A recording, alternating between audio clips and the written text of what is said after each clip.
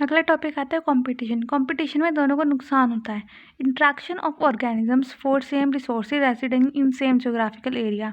जो organism same resources खाते हैं यानी उन्हें सेम रिसोर्सेज चाहिए रहने के लिए और वो भी एक ही जोग्राफिकल एरिया, तो वहाँ पर कंपटीशन होता है। या फिर हम ये कह सकते हैं कि फिटनेस, जो कोई एक स्पीशीज अगर ज़्यादा फिटनेस है तो वो दूसरे वाली अनदर स्पीशीज से उसको मार देगा। अगला है टाइप्स। इसके दो टाइप्स होते हैं, इंट्रास्पेसिफिक, इंटरस्पेसिफिक। इंट्रास्पेसिफिक में क्या होता है, between same species as the requirement same. दो सेम स्पीशीज के बीच में कंपटीशन हो जाता है, जैसे कि उनकी रिक्वायरमेंट सेम होती है, उन्हें सेम चीज़ चाहिए होती है। अगला आता है इंटरस्पेसिफिक। इंटरस्पेसिफिक में क्या होता है, डिफरेंट स्पीशीज में लड़ाई हो जाती है खाने के लिए। इसमें क्या, एक minute, Darwin is believe that, इसमें डार्विन कहता है कि जो इंटरस्पेसिफिक रिलेशन है वो एक ऑर्गेनिक रिवोल्यूशन का सोर्स है। ये बात डार्विन बोलता है।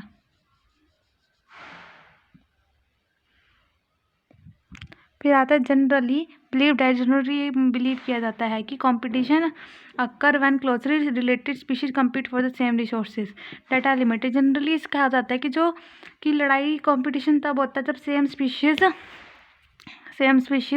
सेम रिसोर्सेज की लड़ाई करती है, जो वो रिसोर्सेज लिमिटेड है, मतलब ज़्यादा नहीं है। बट इसको बाद में नोट ट्रू कर दिया कि ये ज़रूरी नहीं है कि वो रिसोर्सेज अनलिमिटेड हो, वो अनलिमिटेड भी चल सकती है।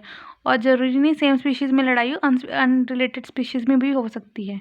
जैसे कि अमेरिका में फ्लैमिंगो फिश जो थी और वहाँ पे जो पहले से रेजिडेंसिंग फिश थी, उनमें लड़ाई हो गई थी जूप्लैंक्टन को खाने के लिए। फिर आता है इंटरफेरेंस कंपटीशन। इंटरफेरेंस कंपटीशन में क्या है, वही बात की ज़रूरी नहीं है कि लिमिटिंग हो, अनलिमिटेड होंगी तब भी उसमें कंपटीशन देखा जा सकता है। Effect of competition. कंपटीशन का क्या इफेक्ट पड़ता है, पहला है कॉम्पिटिटिव एक्सक्लूजन। ये किसने दिया था, गॉस ने। गॉस कॉम्पिटिटिव एक्सक्लूजन प्रिंसिपल है ये। इसमें क्लोजली रिलेटेड स्पीशीज़ जो आपस में कम्पीट करती है और स्ट्रॉन्ग स्पीशीज़ जो वीक स्पीशीज़ को एलिमिनेट कर देती है। एग्जाम्पल है बार्नेले बलानस ने एलिमिनेट कर लिया था बार्नेले छतामालस को। गॉड ने एलिमिनेट कर दिया एबिंगडन टोटोइस को। यहाँ पे गॉड जो थी वो गल्फैगस आइलैंड में रहती थी।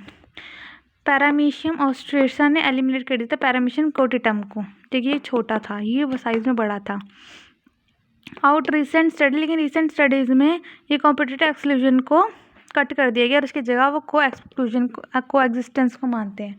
को एग्जिस्टेंस में क्या होता है, कंपटीशन को अवॉइड भी किया जा सकता है अगर वो अगर वो शेयरिंग करे और रिसोर्सेज को मतलब बराबर बांट ले, या फिर उनका रहने सहने का टाइम अलग हो, यानी खाने का टाइम अलग हो।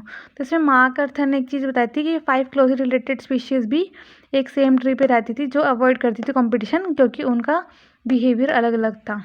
फिर आता है पैरासिटिज्म। पैरासिटिज्म में क्या होता है, वन स्पीशीज़ बेनिफिट। एक स्पीशीज़ का बेनिफिट होता है तो दूसरे का नुकसान होता है, पर उसको मतलब ना चाहते हुए उस पर डिपेंड रहना पड़ता है। कॉम्प्लेक्स लाइफ साइकिल्स होती है इनकी, जैसे कि ह्यूमन लिवर फ्लूक, मलेरिया, पैरासिटम, प्लाज्मोडियम। इम्पैक्ट क्या करता है पैरासाइट का होस्ट पर। होस्ट जो होता है वो वीक पड़ जाता है, सर्वाइव करना रिड्यूस की सर्वाइव होनी कम हो जाती है, ग्रोथ और रिप्रोडक्शन भी कम हो जाती है। होस्ट जो है वो बीमार पड़ जाता है और उसकी पॉपुलेशन डेंसिटी भी इस वजह से कम हो जाती है। पैरासाइट दो टाइप के होते हैं, एक्टोपैरासाइट, एंडोपैरासाइट।